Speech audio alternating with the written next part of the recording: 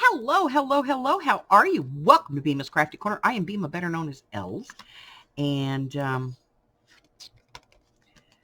I have this. This is a 12 by 12 project. You can get two of these out of one sheet of 12 by 12, and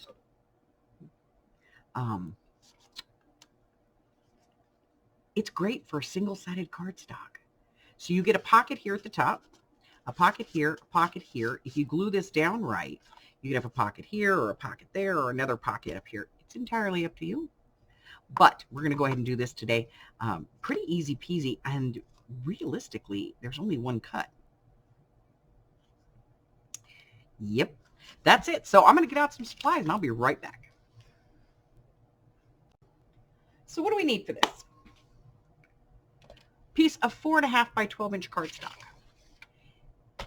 Paper trimmer, some glue, ink and a dauber if you want, and a scoreboard and scoring tools, okay? If you don't have scoreboard and scoring tools, that's okay.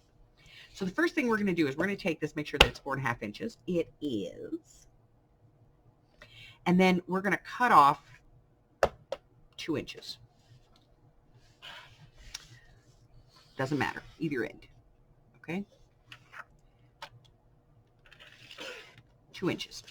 So we have one piece that is 2 by 4.5 and one piece that is 10 by 4.5, okay? That's it for trimming. We're going to get out the scoreboard and the score tools. I'll be right back. So scoring, we're going to put this in. We're going to score at 4. And we're going to score at 7. I know, right? 4 and 7. That's it. 2 score lines. I'm going to turn it over and do those same score lines again. Why? Because hills into valleys, valleys into hills, and scrapbook paper that's single-sided, even double-sided stuff, tends to crack when you fold it if you don't, do that. So that's what I have. At this point, if you're going to ink, okay? Otherwise, you're going to fold this one over and this one over. And then we're going to do some gluing. So we're going to glue there and there. Look at that. And then we're going to glue here and there. This is sort of like a one-sheet wonder because you can do 2 of these out of this guy.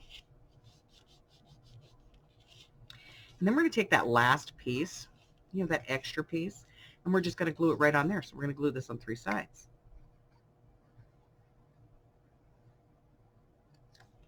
If you don't want that pocket, don't put it there.